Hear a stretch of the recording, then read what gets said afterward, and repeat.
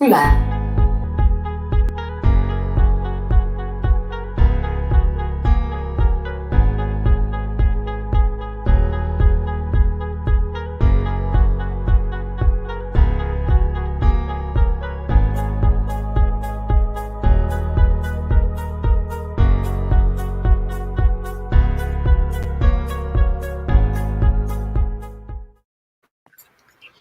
What's going on, y'all? Welcome to another Lanyard Legends podcast.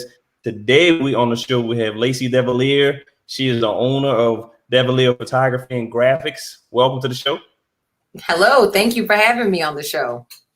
Thank you for coming. So, introduce yourself to my listeners and subscribers. Explain a little bit about yourself. Sure. I'm Lacy. I am born and bred in New Orleans. I finished high school at Ursuline Academy years and years ago.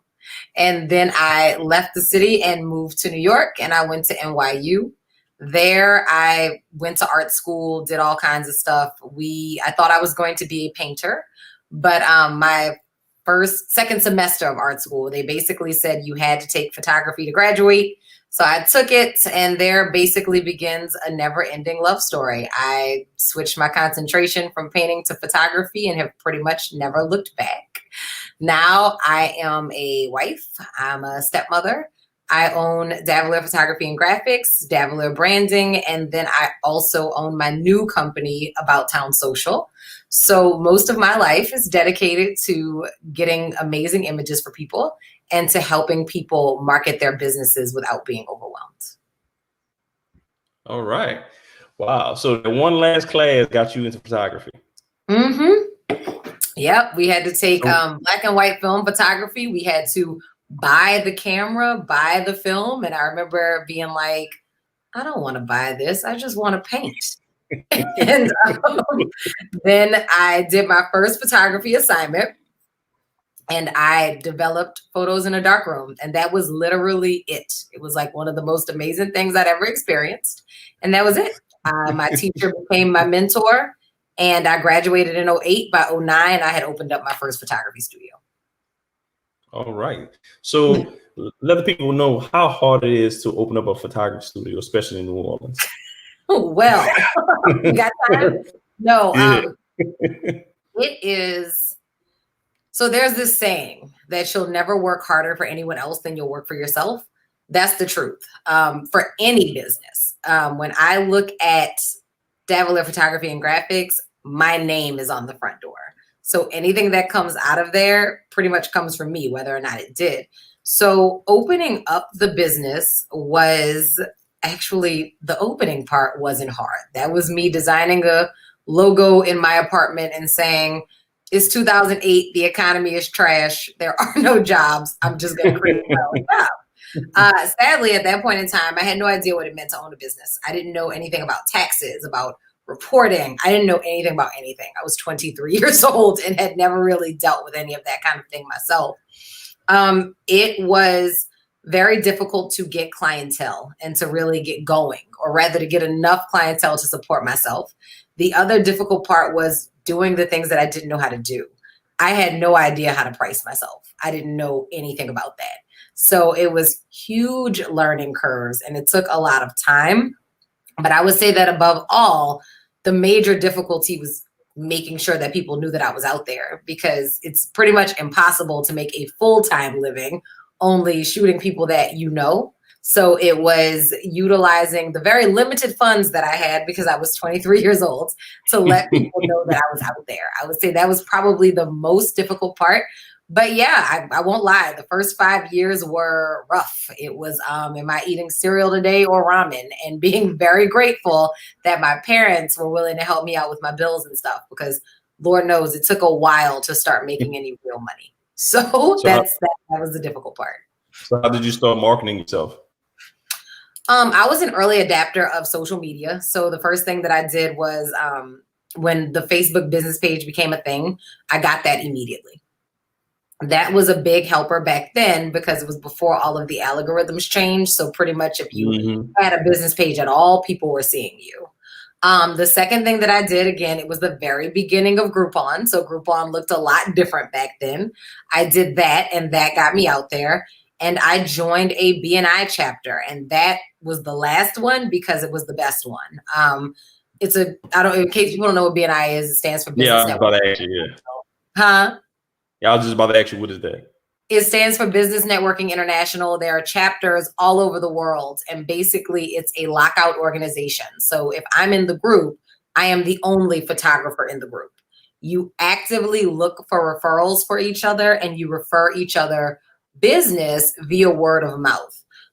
In New Orleans, that is key because I think everyone here knows everything in New Orleans is about who you know. So that kind of allowed me to get into some space with people that I didn't know. It also allowed me to really get my business life together because I met people like accountants, payroll people who I wouldn't have met on a regular basis and who really like helped me get a lot of things together in addition to getting those referrals out there. So I would say my first year in BNI, my business almost doubled because I had people actively referring me. And then from there, pretty much anytime I've made a change or anything, I started it there. And that's been my number one source of networking. BNI followed very closely by my social media presence. All right, that's cool. I never heard of BNI. That's very interesting. So, so we talked about good organization, huh? Okay, so you talked about social media. So you want to talk about the social media aspect of your business? Sure. So, it kind of is twofold. So Davillier Branding, we take brand photos for people and we help them make plans for how to release said photos on social media, how to use them to engage with their clients, how to use them to up-level their brand feel and stuff like that so that they are actually connecting with their target market. The other company, About Town Social, actually sends you pre-done social media content every month. You get 30 photos taken by me, 30 captions, and then you also get hashtag suggestions. So the idea there is to keep you consistent on social media, because that's the thing. Social media can be a gold mine, but if you're not consistent, it does nothing for you.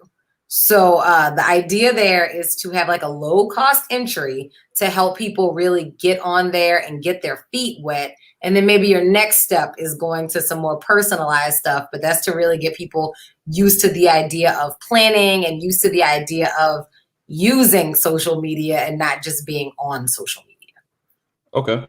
So when you get a new client who's interested in getting services with the social media package, how do you guide them through the process? Like, what questions do you ask them? Depends on which one. So About Town Social itself, of it is online.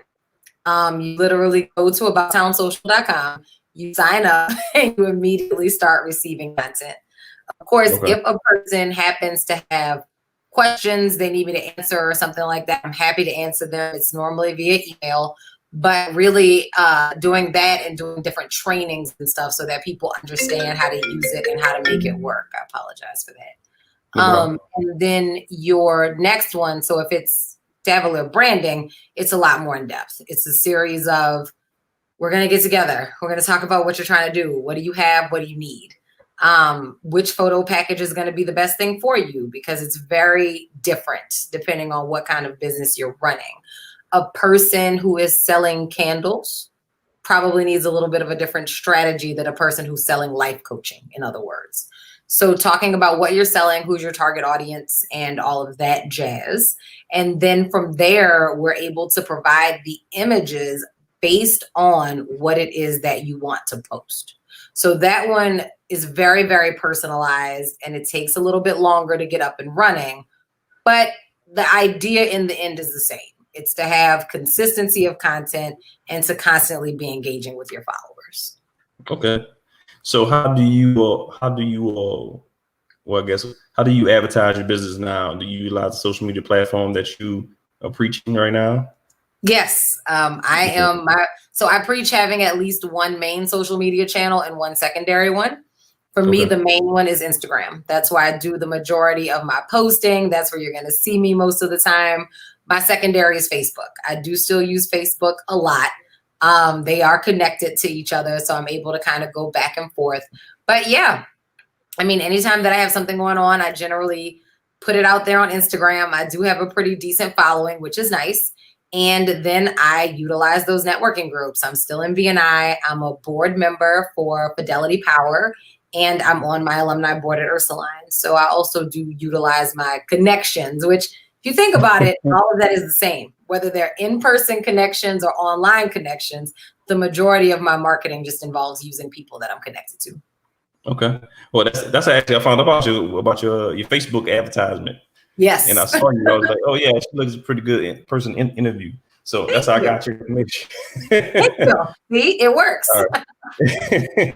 So what technology, I guess we can go through all three of your businesses. What technology do you use for photography? Let's start with that first. When you say technology, what exactly do you mean? What do you use to help you assist with your business? Do you use like Adobe Photoshop? Oh, okay. Yeah, stuff like whatever you use for any type software that helps you with your business. Okay. So on the photography end, of course, I use Adobe Photoshop. But it's funny, I don't use it much anymore. My sister is actually our editor-in-chief, if you will.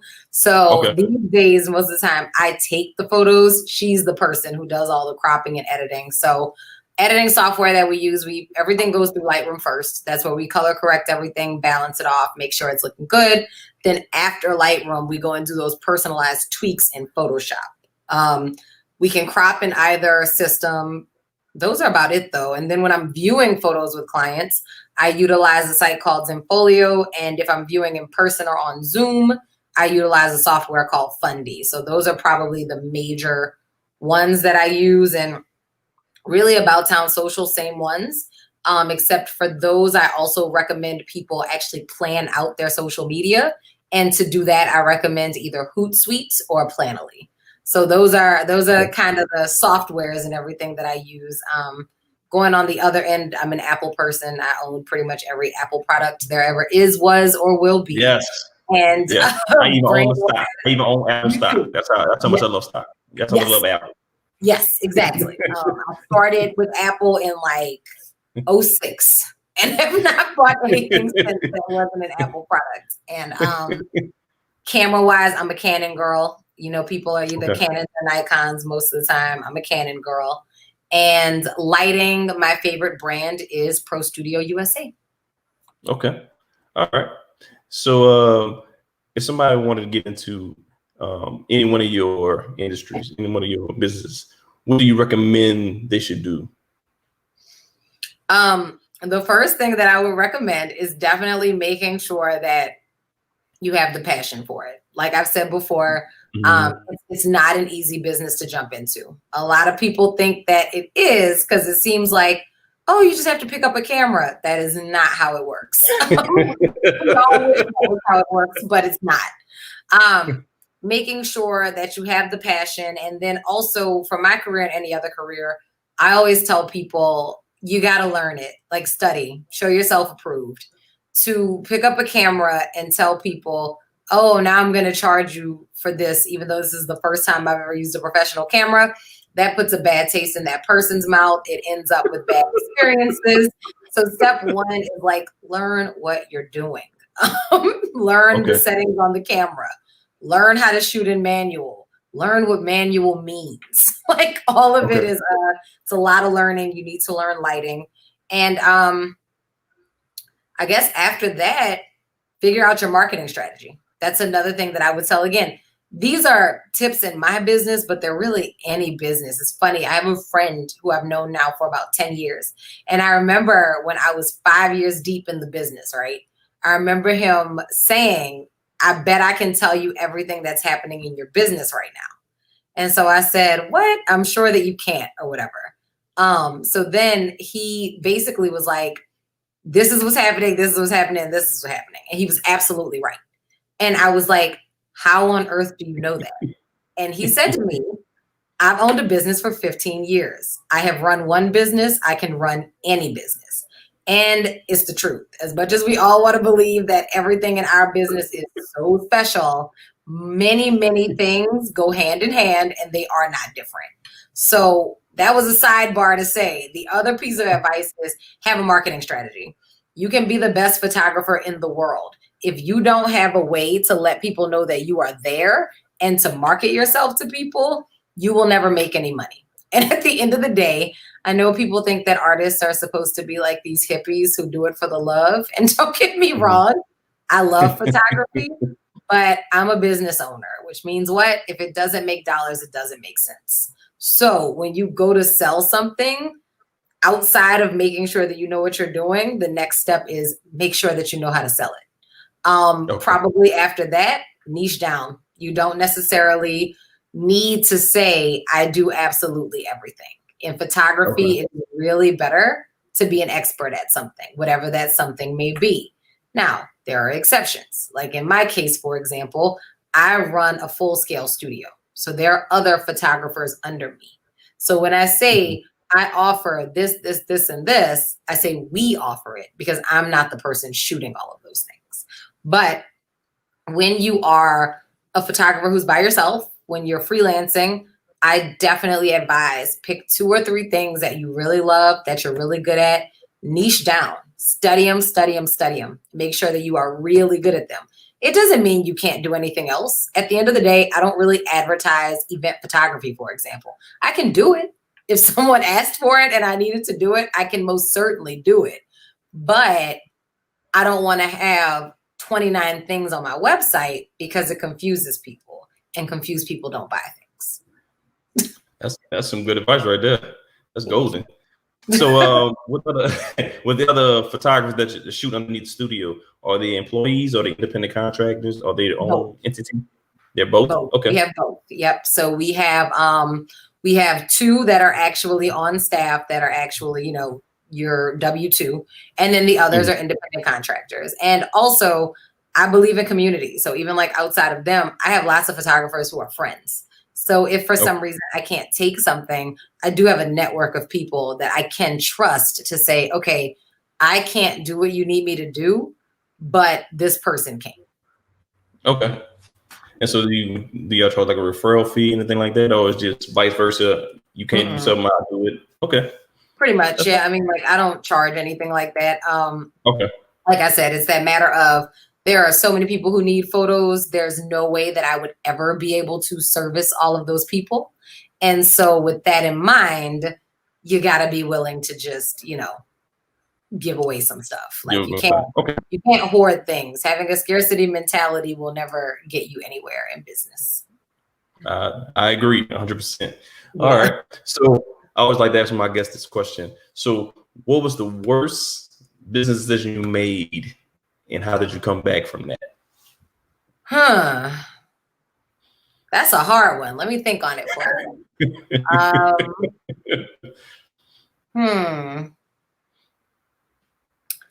It's hard to say that because in all honesty, I can't say I've made all great decisions, but I've also never made like a decision that tanked my business. Okay. Well, it doesn't have to tank it. Just anything you really think is a bad decision. Yeah, it's a bad decision. Okay, it's a bad decision. I'll tell you the truth. My second studio was more than I needed at the time. I moved into it without thinking about what it was going to take to keep that studio up. And we kept it up. Don't get me wrong. The problem is we didn't keep up much else. I didn't manage to start paying myself a salary or anything until years into being in that studio because I just wasn't making the money that I needed to be making to be in that kind of a studio. And it was beautiful. Don't get me wrong. But that's a big piece of advice. When you're thinking about moving into a location or doing something like that, make sure that you actually have the money coming in to support that decision. Because at the time I didn't. And it could have gone either way, right? Like having that premier location definitely closed some deals for me. However, I would have probably been financially solvent a lot faster if I had not jumped the gun and gotten into that studio. Okay. So that was probably one of the bad ones. And yeah, that's about it. Honestly, the rest of them has just kind of been like, it's a gamble. Everything you do is a gamble. If you're a businesswoman, you're a gambling woman, bottom line. Yes. So yes. If you're a business person, gambling. Yeah. I mean, there's decisions every day where it's like, I'm going to do these 2 things and see which one works out. All right. A looks like it's working out better than B. I'm going to go ahead on and let B go. But it's rarely that B was like this horrible decision. It's just that the other option worked better. Okay. So what was that moment when your business was a huge success? You remember that? When you know I can do this for life? You want the honest answer to that? When I knew I could do it for life? Yeah. Day one. No joke. Oh, really? I will say this to anyone. My family is legit. So my parents raised someone who truly believed that I could do anything. So in college during Katrina summer, I had a job, and I remember it was 7:30 to 3:30. And I mean, I was a college student, right? So I made more money than I had ever made in my life. I ended the summer with nothing to show for it. It was all spent at the nail salon, the mall, and Club Dreams. But I digress. Oh, Lord, Club Dreams. Wow. Club Dreams. I'm taking it back. So, right? So after that summer, though, the biggest thing that I remember thinking to myself was, I can never do this. I can never work 9 to 5 for someone else. I don't care about the money. This is awful, and I can't do it.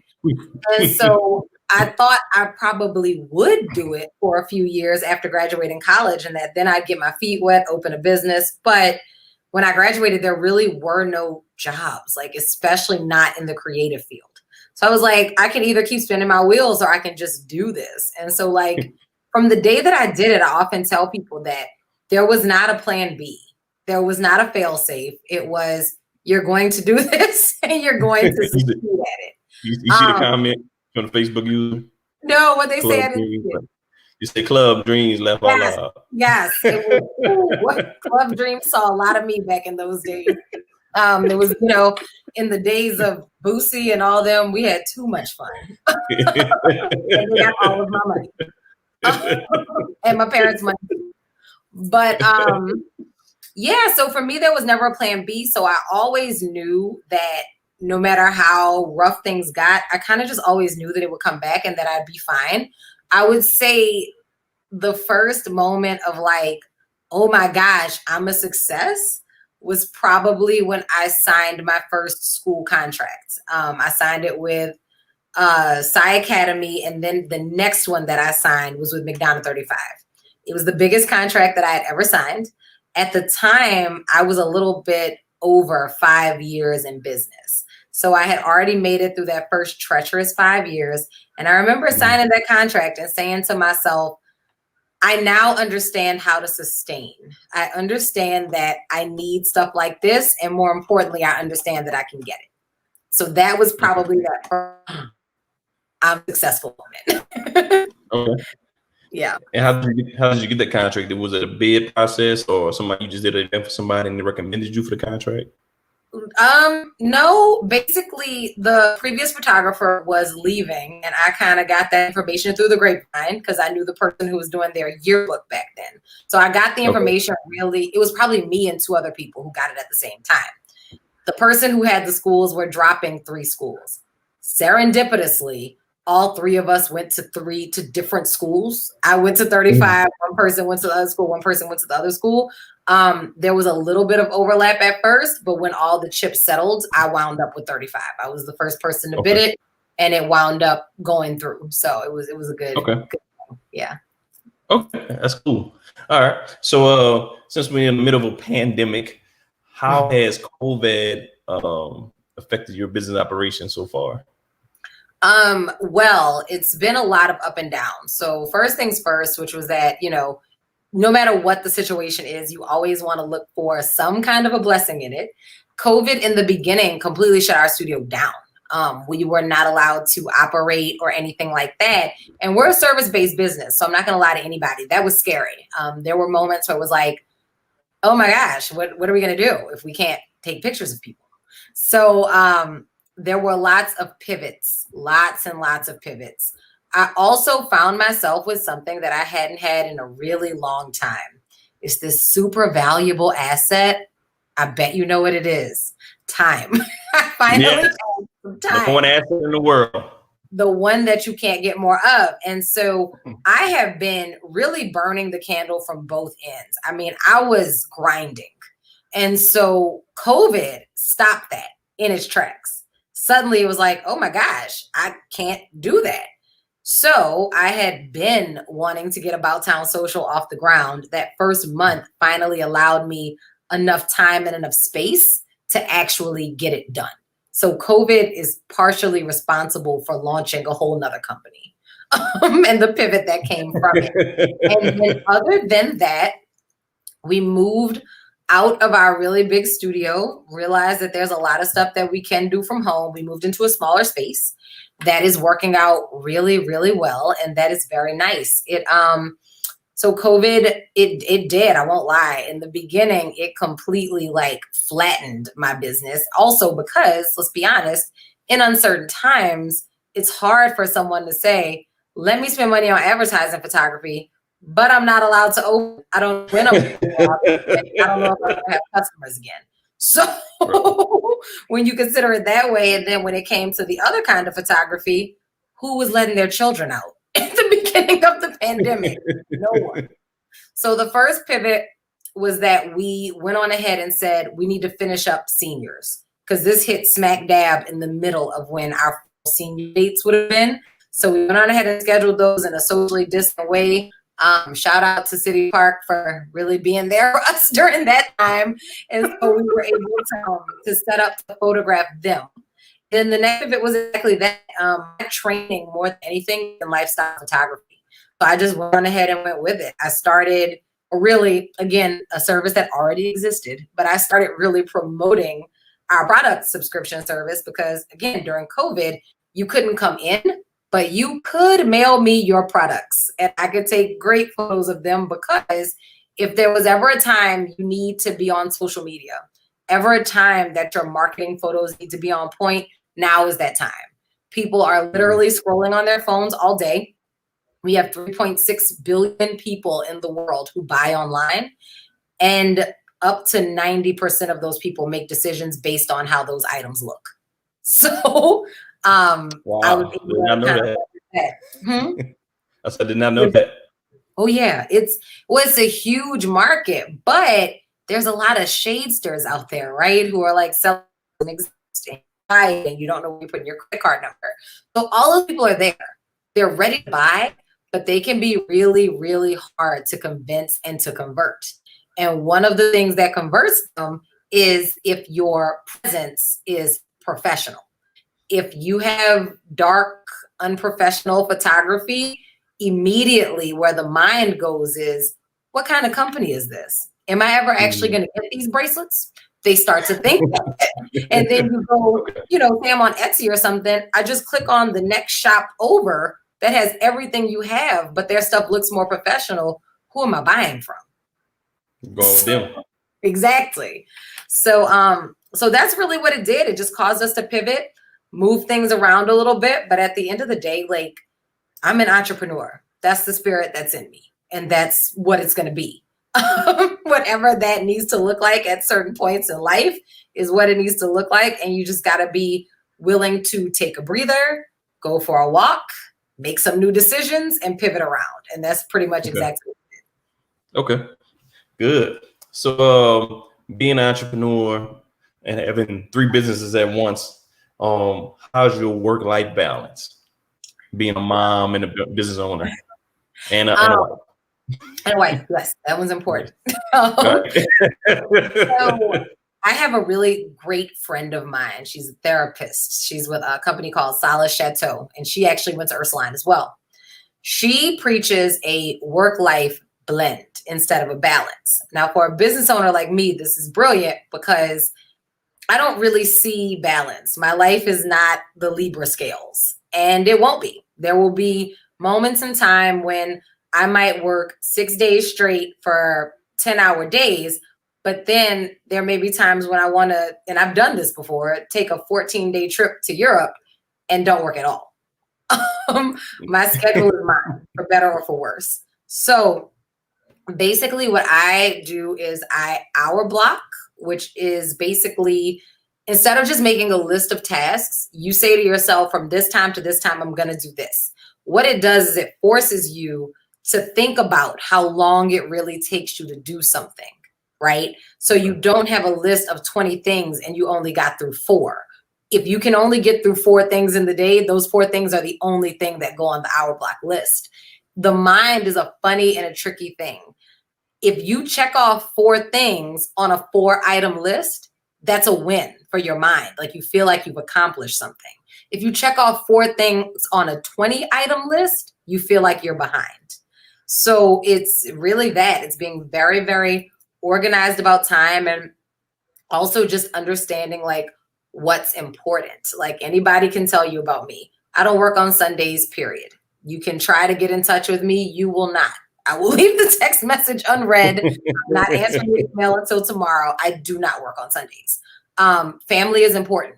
You know what I mean? Self-care is important. So when it comes to how to not go insane when you're running that many things, is certain stuff to understand. Your inbox will never be empty. There will always be something there to do. And therefore, I'm not like curing cancer over here or curing COVID. If somebody needs to wait, they can wait. So it's kind of like learning to understand, because my time is important too. And any entrepreneur, your time is important too. And in the beginning of a business, a lot of the times we put everyone else's time and what they need up here, and we put ourselves way down here. And that's what causes you to fall out of whack. So I know that was a really roundabout answer, but I hope that got to No, that answered the question. The question. All right. So since you've been in photography for so long and graphics, what are the do's and don'ts if somebody working in the industry? Okay. Don't underprice yourself. Don't give away the kitchen sink for $20 for a few reasons. It's not good for you. In the end, you will end up feeling overworked and used, and that's not fun. Secondly, it's not good for our industry as a whole. If you and I sell supposedly the same thing, but you sell it for $50 and I sell it for $100, what does that tell a customer? The truth is, I'm probably better at it. I probably have a lot more stuff going on. Like, for example, in my case, I have a staff, and you get your stuff on time and you get impeccable customer service, but I have to pay for said staff. So I am going to be a little bit more expensive than some other people.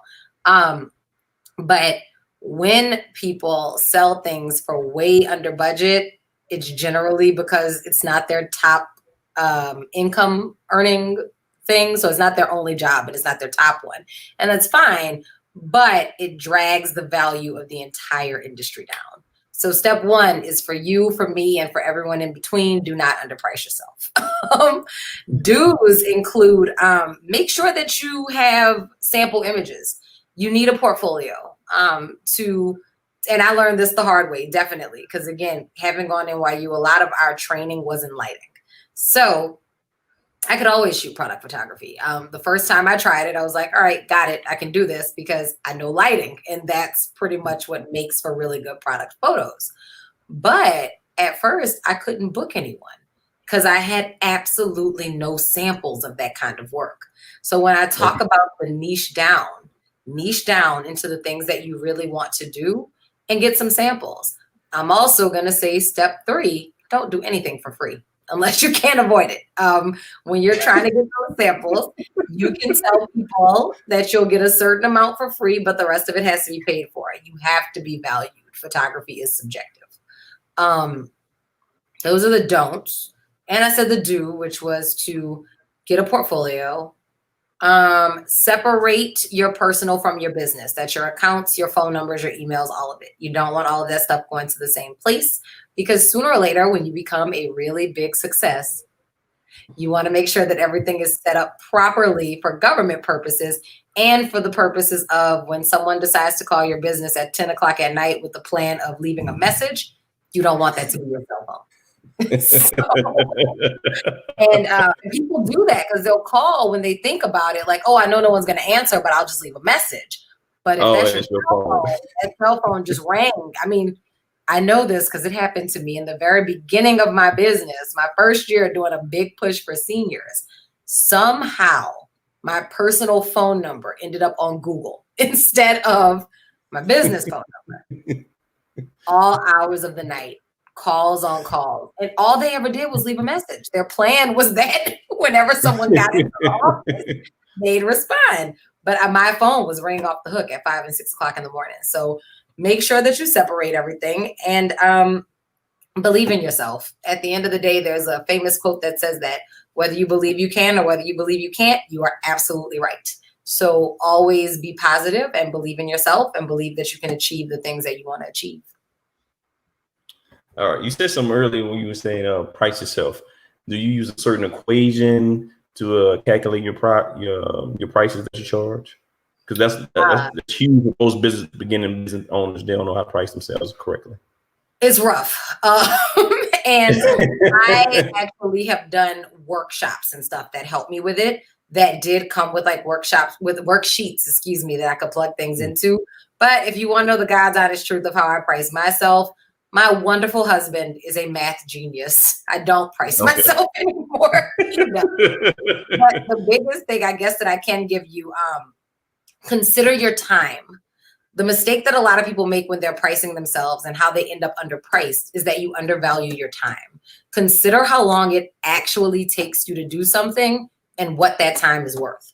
And that's going to help you be able to price things. Because if you're only pricing it based on, okay, this is what it costs for me to fulfill this order, like what it physically costs, you've covered your costs, but you will never thrive and make money because what you have not covered is the time that you're spending.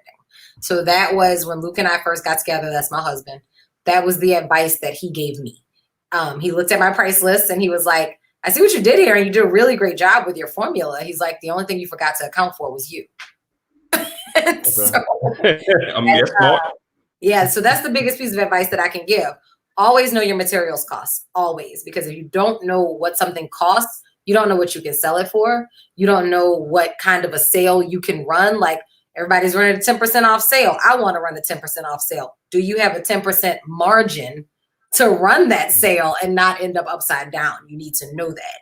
But more than anything, don't forget to include your time. Your time, as we said earlier, is your most valuable asset. All right. Yeah, that's good information to know right there. All right. So I got another question for you. So sure. how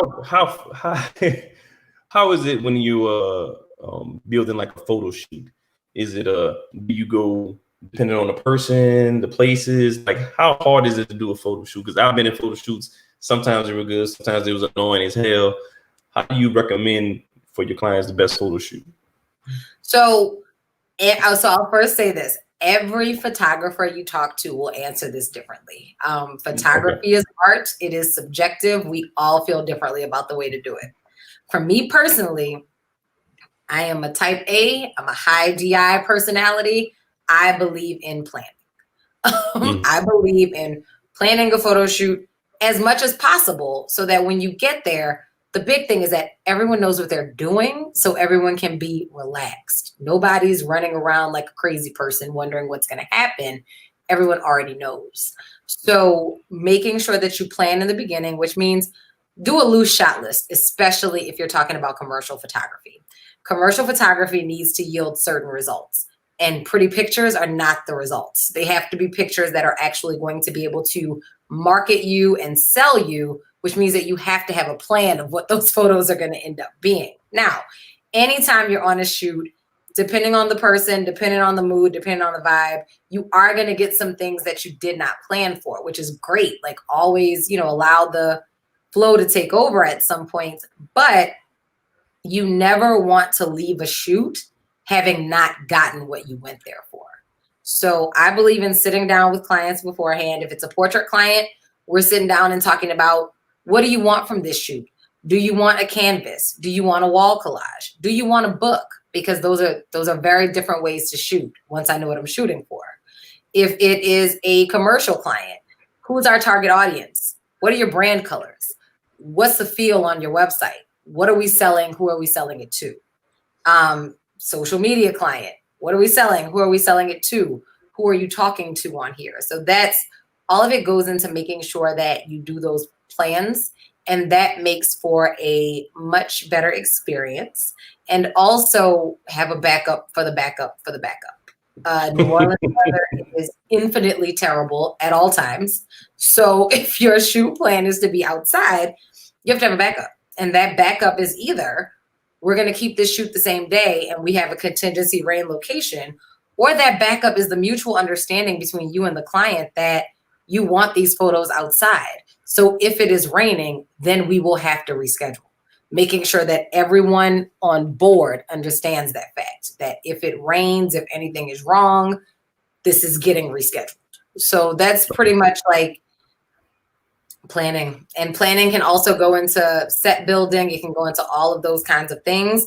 But no matter what kind of photo session you're doing, having an actual plan when you walk into it is going to make it a lot more successful.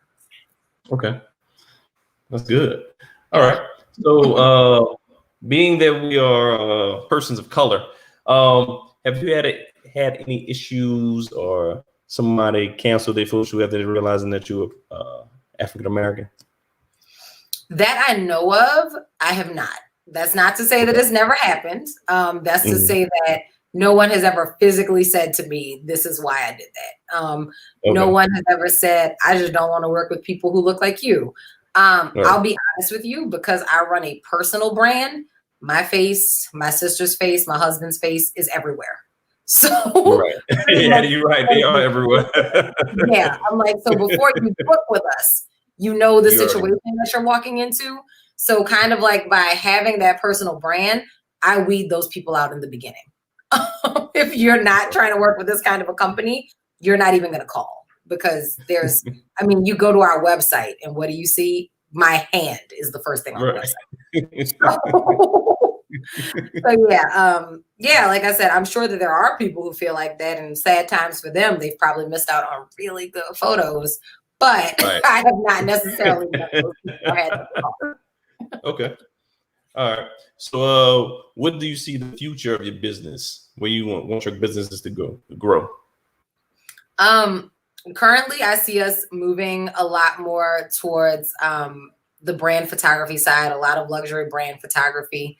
I see us having like boutique satellite locations in a few other places, so that we can work with other companies that aren't necessarily in New Orleans. We do already have a few clients that are outside of the city, but kind of saying, where's the next place that we want to set up shop? And then on the end of About Town Social, same thing. We're going to franchise out to different locations. Right now, all of it is Louisiana, I'll say New Orleans / Louisiana based. And that's really what makes it different than any other stock service, is that you are getting images based on things that you can actually talk to other local people about. Sooner or later, there will be About Town Socials in other locations. So they won't be like this one. They'll be based on those locations. So those are kind of the next moves that we're making. And on the portrait end, I would probably like to start doing a few more seniors, maybe get one more school contract. We've spent a lot of time and a lot of money on COVID preparedness and making sure that we're keeping everybody safe. So the hope is to be marketing that and to make sure that people know that you can get these memories, you can get this stuff done, and you can do it safely. Okay. All right. That's good information. All right. So how is it working with family in your business? I find that very, very interesting. People ask me that all the time. It's great. My sister and I have worked together for forever. We're very close. We also have very opposite personalities, and that helps a lot. It's harder to be with people who you are very similar to all the time. But, you know, we can kind of help each other see things in different ways. And then even more so than that, we like to do different things. Like, I'm not a back of the house kind of person. I'm really not. Like, our running joke is that I'm the person who's like, step 1, bright idea. Steps 2 through 5, question. Step 6, domination and takeover. I'm not a steps kind of person. My sister is. And so is my husband. So when I come out with the big bright idea, like we should do this, they're kind of there to balance it and say, okay, great. This is what we need to do to get there. I can't really imagine not working with my family. I love it. So we don't really have like the family feud issues that I've heard that other people have when they All right. Well, thank you for your time. Please let my listeners and subscribers know where can they follow you on your social media platform. What's your website? This is your website right here. So that's one of them. That's the That's one of them. That's Davillier.com. There's also DavillierBranding.com. And then there's AboutTownSocial.com. On Instagram, if you want to know everything that I'm doing among the 3 companies, you can follow me at Lacy, Lacy, and then Davillier, Lacy D. Davillier, Davillier. That's first name, middle initial, last name. That's kind of going to get you to everything. If you want to follow the portraits, those are at DPG NOLA. And if you want to follow the branding studio, that's at DPG Branding. And they go across the platforms. All right. Thank you for coming on the show. I really appreciate it. Just remember, y'all, please share, like, repost this video. Got to get the knowledge out, represent us so people like us can see that we do things like this. All right. Thank you for coming on the show. Any last words? Nah, I mean, I guess the only thing that I'll say is like, whatever you want to do, get out there and do it. We're living in some really interesting times right now. And I think that all of us are learning that safety, freedom, and having your own time is paramount. So if I can help anybody out, you can always catch me on Instagram. And hopefully all of y'all are out there living the dream. All right. Remember, y'all stay safe. Always wear your mask, sanitize and wash your hands, practice social distancing. And please, here you go, please, you got it. And please, wear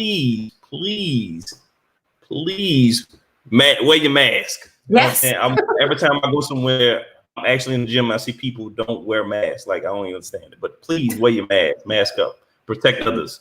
All right. Thank y'all for listening. We out. Peace. All right.